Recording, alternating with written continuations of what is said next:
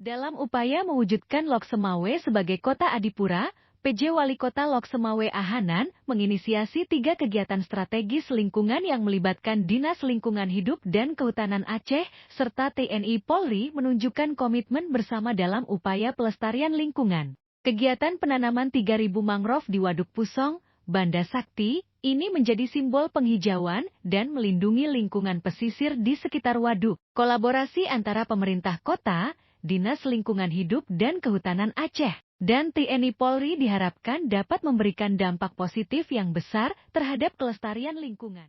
Penghijauan! Yes! Penanaman mangrove ini sebanyak 3.000 batang dan kita harapkan bisa dilanjutkan pada tanggal 7 Maret 2024 nantinya.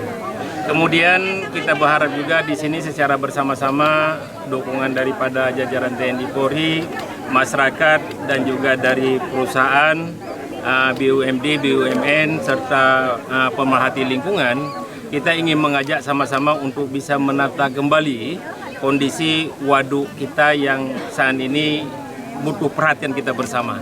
Kita ingin membagikan wilayah tanggung jawab pengelolaan dari kondisi waduk ini dan juga ingin memberikan pengarahan bimbingan kepada pedagang agar dapat melakukan dagangannya dengan baik dan juga kita memastikan bahwa ada batasan-batasan jam malam yang menggunakan dari waduk ini karena kita juga harus mewujudkan syariat Islam di Kota Lok Semawe.